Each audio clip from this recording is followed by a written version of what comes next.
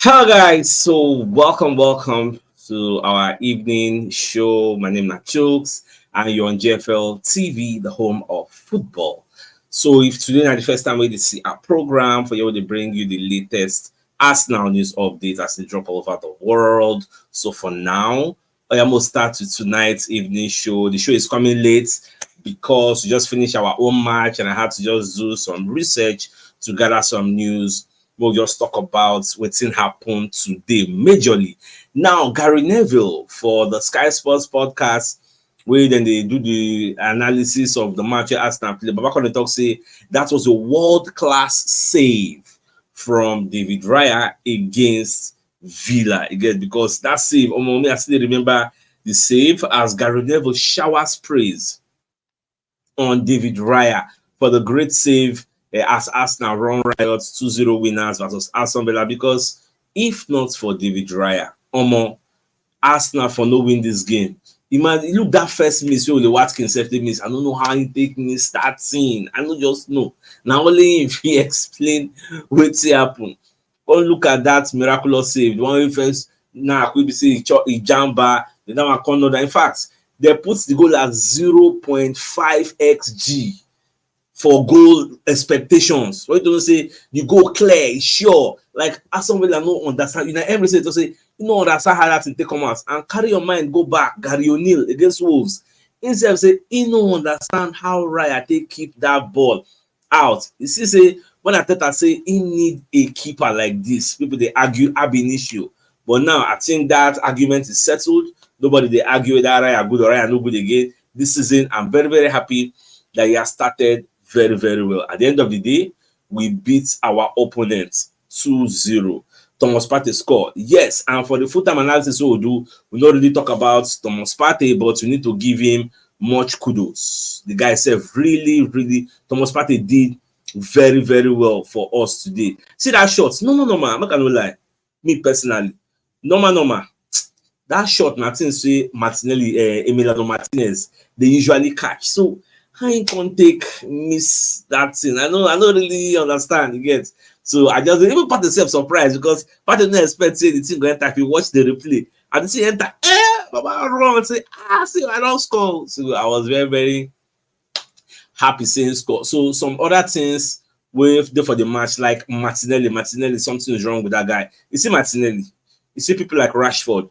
I don't know what's really happened to them. The thing where they hold them down since last season. He still follow them for this particular season. Rashford, they had it and say in first team, they will still come at him because it be like say never killed the demons will disturb him from last season. And that same thing now they disturb Martinelli, which is why people are clamoring. Say Trossard is knocking on the door. Trossard scored 2 minutes after he entered inside field. So that's why people are saying let Trossard start. But on the other hand, some other people are saying make Martinelli start to use in pace. Burn down the energy of the opposition. Then Trossard go enter for the second half, come finish everything. You get. So I just like how our team they be. We get so much squad depth. Now, on the battle between Julian Timber and Leon Bailey, are they really proud on Julian Timber? Because if you watch the morning show, I said it emphatically. Say we never really test Julian Timber.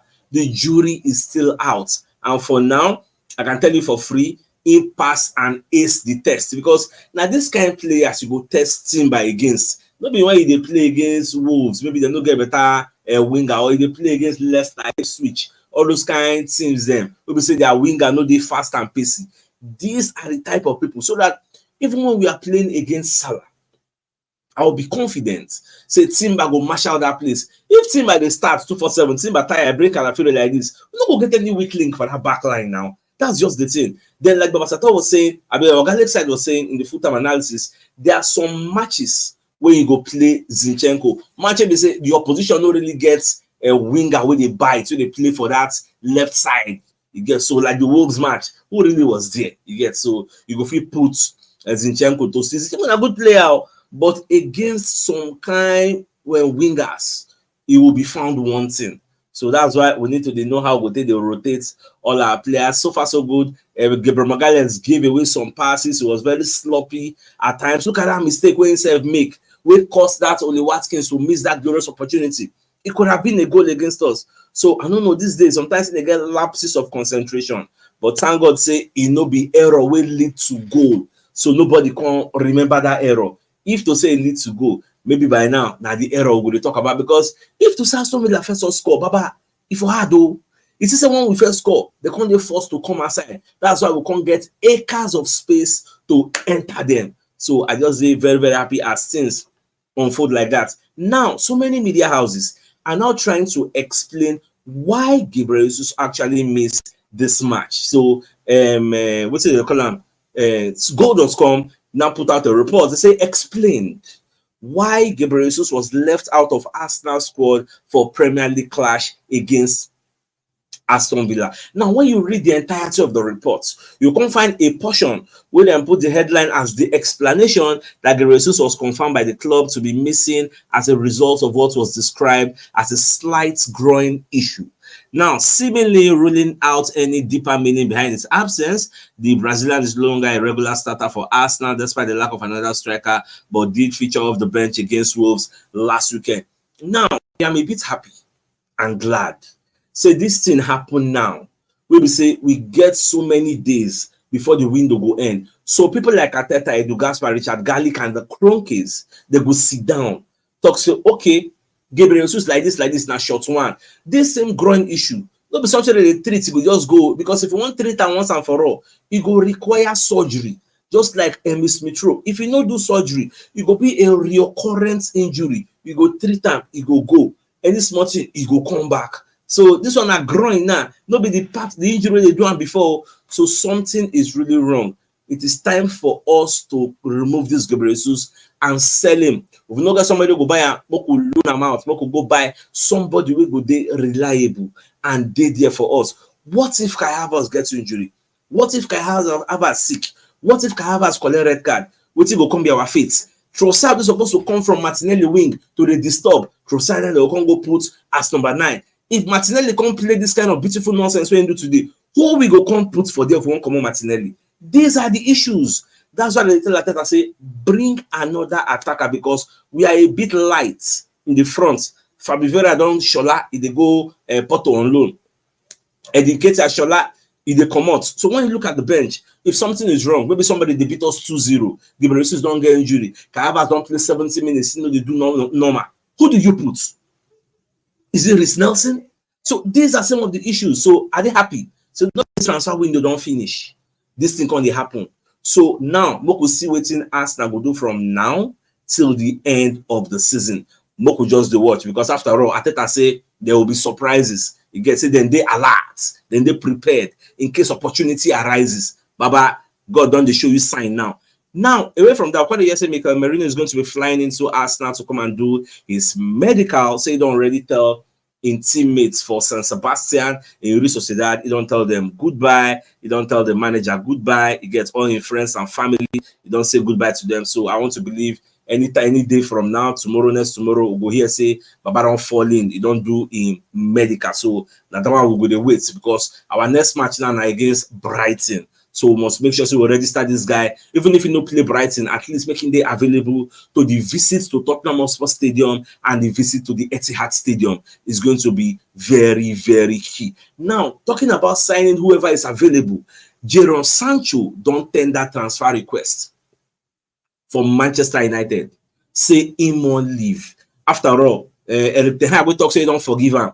You no really involve him for the match day squad. He gets the first match of the season. Now scrap, they just scrap, manage their way, take win. Today, I don't know whether they ever say Brighton beats Manchester United today. The same Brighton won't play next. Although this one happened for the Amex Stadium, but for the next match, you're going to be playing at the Emirates Stadium. I watched the match, it gets, because I know say Kaoru Mitoma go play, then Adingra go there, all those their players get Joao Pedro, all of them they play today. Welbeck, Manchester United no find them easy, they no find them funny. They beat Manchester United 2-1. I even think say maybe because Roberto De Zerbi no day, maybe Brighton is going to capitulate like a pack of cards, but the reverse was the case. Brighton came out like they play very well, like it give me joy.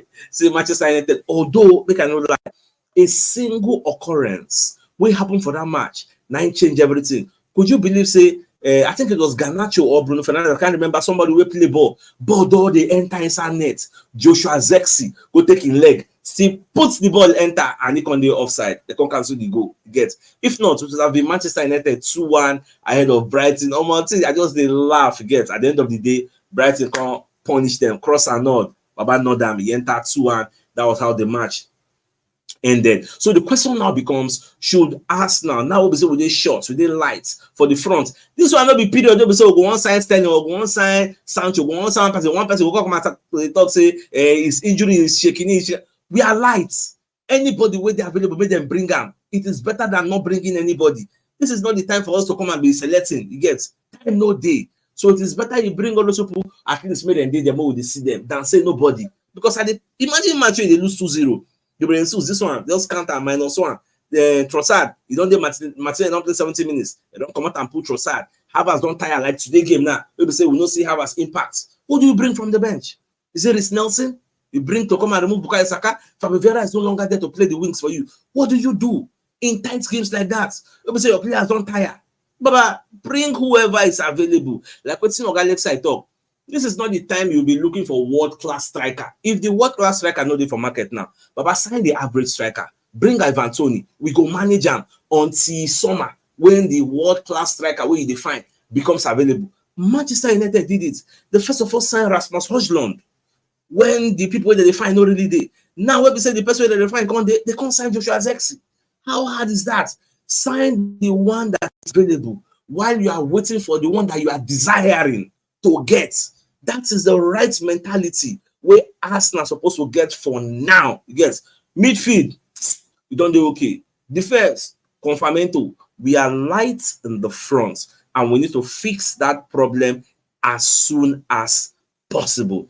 So more just waiting Arsenal go do in the coming days. Now, away from that, we call it yesterday the deal where they take Fabio Vieira to Sporting Lisbon is a straight out loan. You get, there will be no option to buy, there will be no obligation to buy, which means Arteta still gets huge hopes for this player to actually come back later. Because if you say the guy problem now, lack of confidence that's emanated from the fact say they really get regular game time, which was why we need to send him out to Portugal, where he was once comfortable playing football, making go regain in confidence, and by the 2025-2026 season, he's going to come back as a beast. Hopefully, that is what happens. So I go there very, very happy say now the results we will see with that. Making no good, they get injury. Now the London Evening Standard, when the report say Napoli already agreed £25 million fee for Romelu Lukaku. See, when I saw this report, you know what it bust my brain?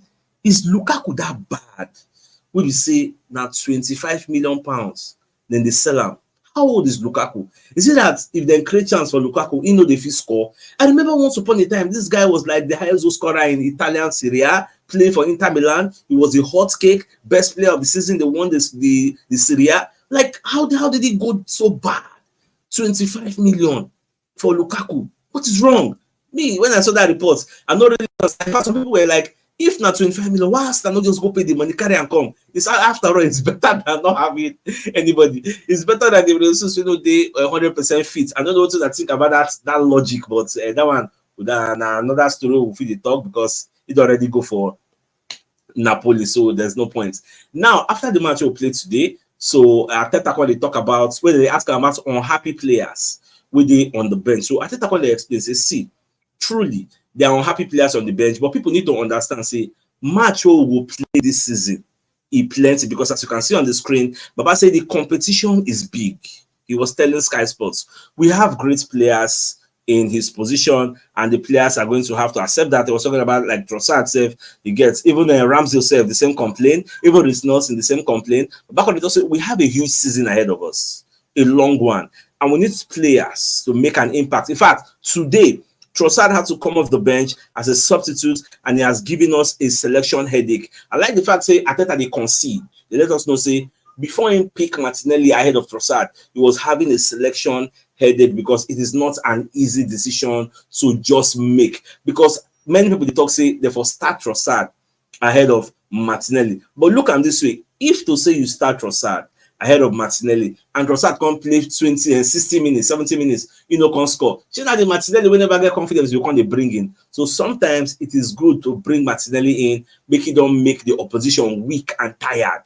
Then Trossard will come in, finish everything. So that's just going to be the best outcome in the way we they do things. Now, away from that also, we got a hear from the London Evening Standard where they give attribution to Corriere dello Sport, who are one of the reputable media houses in Italy. So Corriere dello Sport is reporting that Arsenal and Chelsea are tipped for Osimhen battle. Say Arsenal, they consider a late move for Victor Osimhen. Nobody today we on the hearer, but Moko just the watch, even if no be Osimhen. Why not go for the low-hanging fruits like Ivan Toney, where they there, sign am, then next season, if na Benjamin Sesko you really define, you go for am. Even that next season sef, some other players will still become available. That's the way with me, I see am, but na Arteta get the final say, especially wetin happen to Gabriel Jesus. More by tomorrow, I believe we will get more clarity on Gabriel Jesus situation, whether we will dip our hands inside the market and bring in a player or two. So, my dear Arsenal lovers, the biggest news of the night is the fact that people like Gary Neville and so many pundits out there, they are showering enough encomium on David Raya. Say that was a world-class save from David Raya against Villa. In fact, I will tell you for free. Say that save is going to be the save of the season. I don't think there will be any save that will eclipse that save where Raya do. Do you know what it means? Person don't dive, go up, come for ground, still stand up again. A header will be say then give 0.5 xg in goals expected return, and he no enter. Come on cap. That golden glove when win last season no be fluke. Let everybody know say he truly deserve it. And this season 2 games, 2 clean sheets. So we never really know how many clean sheets they go keep. This season, see when I was not Saliba we defend one boy, that guy run one wipe. He defend about the happy say for this shit shola. Me I predict 2-0 and my prediction enter you get so confirm. So my dear Arsenal lovers, I think it's a fine place for us to call the show an end. So till I come your way tomorrow morning to give you the morning news. So then thanks for tuning in. Enjoy the rest of your night. Now good night and get out. All right guys. Bye bye.